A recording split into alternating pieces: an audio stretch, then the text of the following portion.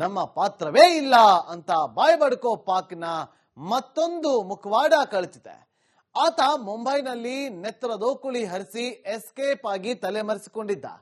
ಈಗಲೂ ಪಾಕ್ನಲ್ಲೇ ಕೂತು ಭಾರತದ ವಿರುದ್ಧ ಕತ್ತಿ ಮಸಿಯೋ ಕೇಡಿಗೆ ಪಾಕ್ ರಕ್ಷಣೆ ಕೊಟ್ಟಿದೆ. ಅಷ್ಟಕ್ಕೂ ಆ ರಕ್ತ ಪೀಪಾಸು ಯಾರು? ಈ ಸ್ಟೋರಿ ನೋಡಿ.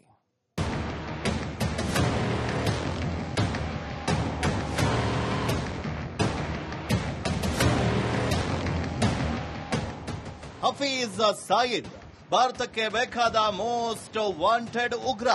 ಈ ನಸ್ಗುನ್ನಿ ಲಷ್ಕರ್ ಎ ತೊಯ್ಬಾದ ಮುಖ್ಯಸ್ಥ. 2008ರಲ್ಲಿ ಮುಂಬೈ ಮೇಲೆ ದಾಳಿ ನಡೆಸಿ ತಲೆಮರೆಸಿಕೊಂಡಿದ್ದ ಇದೀಗ ಪಾಲ್ಗಾಮ್ನ ಪ್ರವಾಸಿಗರ ಮೇಲಿನ ದಾಳಿಯ ಹೊಣೆ ಹೊತ್ತ ಕೇಡಿ. ಈ ನಟೋರಿಯಸ್ಗೆ ಪಾಕಿಸ್ತಾನ ಅವೇಧ್ಯ ಕೋಟೆ ನಿರ್ಮಿಸಿದೆ.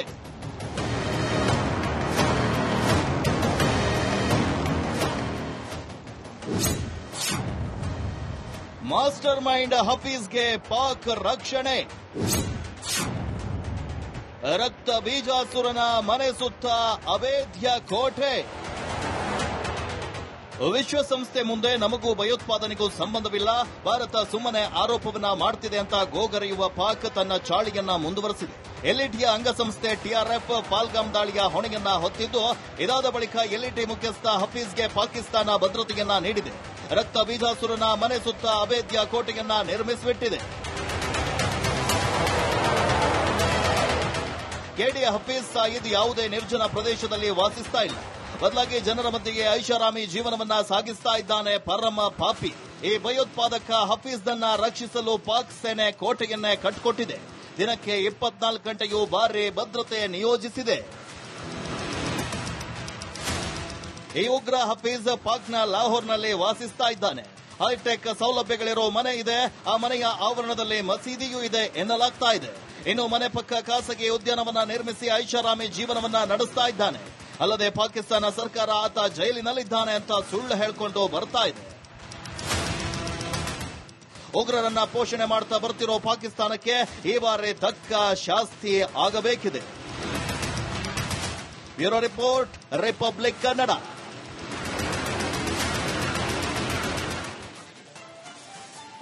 ನಮ್ಮ ಪ್ರತಿನಿಧಿ ರಂಜಿತ್ ಶಿರಿಯಾರ್ ಈಗ ನೇರ ಸಂಪರ್ಕದಲ್ಲಿ ಜಾಯ್ನ್ ಆಗಿದ್ದಾರೆ. ರಂಜಿತ್, ಪಾಕಿಸ್ತಾನದವರು ಈಗ ತಮ್ಮ ಪ್ರಜೆಗಳನ್ನ ನಮ್ಮವರಲ್ಲ ಅಂತೇಳಿ ನೋಟಂಕಿ ಆಟವನ್ನ ಶುರು ಮಾಡಿದೆ.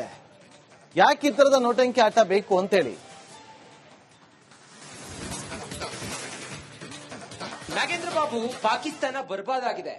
ಪಾಕಿಸ್ತಾನ ದೇಶ ವಿಶ್ವದ ಮುಂದೆ ಇವತ್ತು ಕೈ ಚಾಚಿ ಭಿಕ್ಷೆ ಬೇಡ್ತಾ ಇದೆ. ಇಂಥ ಪಾಕಿಸ್ತಾನ ಯುದ್ಧೋನ್ಮಾದದಲ್ಲಿದೆ.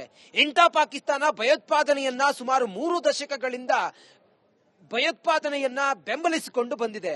ಭಯೋತ್ಪಾದಕರಿಗೆ ನೆಲೆಯನ್ನ ಕೊಟ್ಟಿದೆ ಪಾಕಿಸ್ತಾನ. ಭಾರತ ಈಗ ಪಾಕಿಸ್ತಾನಕ್ಕೆ ಸರಿಯಾದ ಮುಟ್ಟಿ ನೋಡಿಕೊಳ್ಳುವಂತ ಹೊಡೆತವನ್ನ ಕೊಡ್ತಾ ಇದೆ.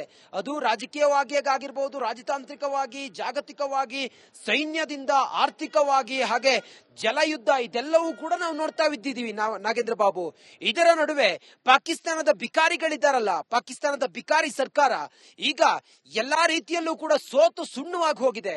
ಹೀಗೆಲ್ಲ ಇರುವಾಗ ಭಾರತದ ಕೆಲವೊಂದಿಷ್ಟು ನೀತಿ ನಿಯಮಗಳು, ಅದು ಪೆಹಲ್ಗಾಂನ ದಾಳಿಯಾದ ನಂತರ ಭಾರತ ತೆಗೆದುಕೊಂಡಂತ ನಿರ್ಧಾರಗಳು, ತಾತ್ಕಾಲಿಕವಾಗಿ ವೀಸಾದ ಮೂಲಕ ಪಾಕಿಸ್ತಾನದ ಪ್ರಜೆಗಳು ಭಾರತದಲ್ಲಿ ಇದ್ರೆ ಅವರನ್ನ ಆ ತಕ್ಷಣಕ್ಕೆ ಅಲ್ಲಿಂದ ಕಳಿಸಬೇಕು ಅಂತೇಳಿ 27ನೇ ತಾರೀಕಿನವರೆಗೂ ಗಡುವು ಕೊಟ್ಟು, ಮೆಡಿಕಲ್ ವೀಸಾದ ಮೇಲೆ ಏನಾದ್ರೂ ಬಂದಿದ್ರೆ 29ನೇ ತಾರೀಕಿನವರೆಗೂ ಕೂಡ ಗಡುವನ್ನ ಕೊಟ್ಟಿತ್ತು. ಒಂದು ವೇಳೆ ಅವರೇನಾದ್ರೂ ಭಾರತವನ್ನ ಖಾಲಿ ಮಾಡದೆ ಹೋದ್ರೆ ಅವರಿಗೆ 3 ಲಕ್ಷ ರೂಪಾಯಿ ದಂಡ, ಅದ್ರ ಜೊತೆಗೆ 3 ವರ್ಷಗಳ ಕಾಲ ಸಜೆ ಅನ್ನುವ ಕಟ್ಟು ನಿಟ್ಟಿನ ಆದೇಶವನ್ನ ಭಾರತ ಸರ್ಕಾರ ಹೊರಡಿಸಿತ್ತು. ಅದಾದ ನಂತರ ಇಲ್ಲಿರುವಂತಹ ಪಾಕಿಸ್ತಾನಿ ಪ್ರಜೆಗಳು ನಿರಂತರವಾಗಿ ಭಾರತದ ಅಟ್ಟಾರಿ ವಾಘಾ ಬಾರ್ಡರ್ನ ಮೂಲಕ ತಮ್ಮ ಊರುಗಳಿಗೆ ಪಾಕಿಸ್ತಾನಕ್ಕೆ ಹೋಗೋ ಕೆಲಸ ಮಾಡಿದ್ರು. ಪಾಕಿಸ್ತಾನದಲ್ಲಿದ್ದಂತ ಭಾರತೀಯರು ಕೂಡ ಭಾರತಕ್ಕೆ ಮರಳಿದ್ರು.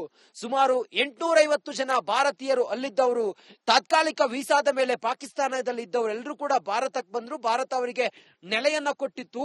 ನಮ್ಮವರು ಅಂತ ಹೇಳಿ ಭಾರತ ಅವರನ್ನ ಒಳಗಡೆ ಕರ್ಕೊಂಡು ಬಂದಿತ್ತು. ಆದ್ರೆ ಪಾಕಿಸ್ತಾನ ನೋಡಿ ಎಂತ ನರಿಬುದ್ಧಿ ಪಾಕಿಸ್ತಾನ ಅಂತ ಹೇಳಿದ್ರೆ ನಾಗೇಂದ್ರ ಬಾಬು ನೋಡಿ, ಇಲ್ಲಿರುವಂತ ಪಾಕಿಸ್ತಾನ ಪಾಕಿಸ್ತಾನಿಯರು ತಾತ್ಕಾಲಿಕ ವೀಸಾದ ಮೂಲಕ ಬಂದಿಲ್ಲಿದ್ದವರನ್ನ ಭಾರತ ಹೊರಗಡೆ ಕಳಿಸಿದ್ರೆ ಪಾಕಿಸ್ತಾನ ನೋಡಿ ಅದೇ ಹೀನ ಪಾಕಿಸ್ತಾನ ನಮ್ಮವರಲ್ಲ ಇವರು ಅಂತೇಳಿ ಹೇಳುವಂತ ಹೊಸ ಖ್ಯಾತೆಯನ್ನ ಈಗ ತೆಗೆದಿದೆ.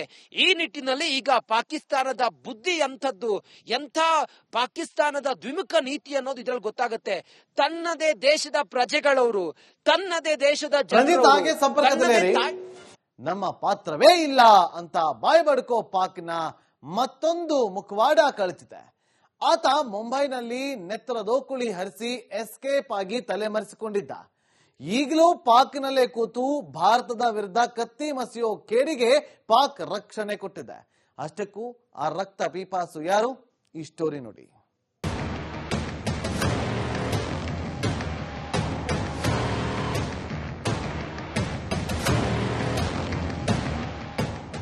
ಹಫೀಜ್ ಸಯೀದ್ ಭಾರತಕ್ಕೆ ಬೇಕಾದ ಮೋಸ್ಟ್ ವಾಂಟೆಡ್ ಉಗ್ರ.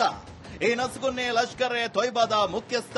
2008ರಲ್ಲಿ ಮುಂಬೈ ಮೇಲೆ ದಾಳಿ ನಡೆಸಿ ತಲೆಮರೆಸಿಕೊಂಡಿದ್ದ ಇದೀಗ ಪಾಲ್ಗಾಮ್ನ ಪ್ರವಾಸಿಗರ ಮೇಲಿನ ದಾಳಿಯ ಹೊಣೆ ಹೊತ್ತ ಕೇಡಿ. ಈ ನಟೋರಿಯಸ್ಗೆ ಪಾಕಿಸ್ತಾನ ಅವೇಧ್ಯ ಕೋಟೆ ನಿರ್ಮಿಸಿದೆ.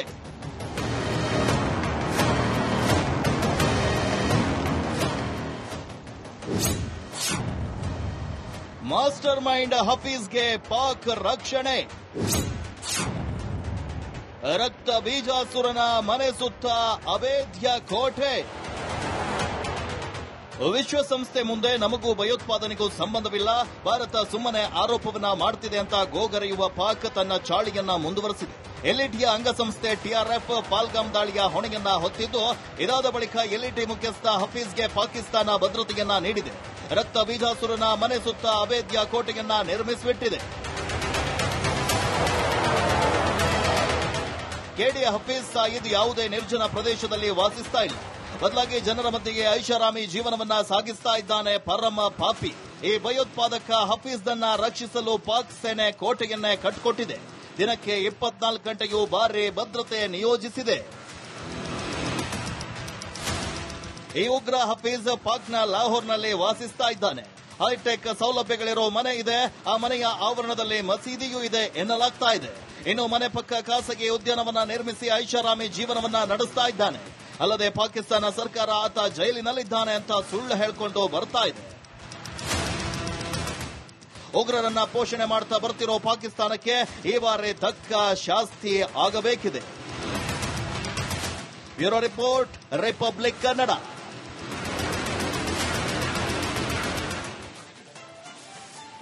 ನಮ್ಮ ಪ್ರತಿನಿಧಿ ರಂಜಿತ್ ಶಿರಿಯಾರ್ ಈಗ ನೇರ ಸಂಪರ್ಕದಲ್ಲಿ ಜಾಯ್ನ್ ಆಗಿದ್ದಾರೆ. ರಂಜಿತ್, ಪಾಕಿಸ್ತಾನದವರು ಈಗ ತಮ್ಮ ಪ್ರಜೆಗಳನ್ನ ನಮ್ಮವರಲ್ಲ ಅಂತೇಳಿ ನೋಟಂಕಿ ಆಟವನ್ನ ಶುರು ಮಾಡಿದೆ. ಯಾಕೆ ಈ ತರದ ನೋಟಂಕಿ ಆಟ ಬೇಕು ಅಂತೇಳಿ? ನಾಗೇಂದ್ರ ಬಾಬು, ಪಾಕಿಸ್ತಾನ ಬರ್ಬಾದಾಗಿದೆ.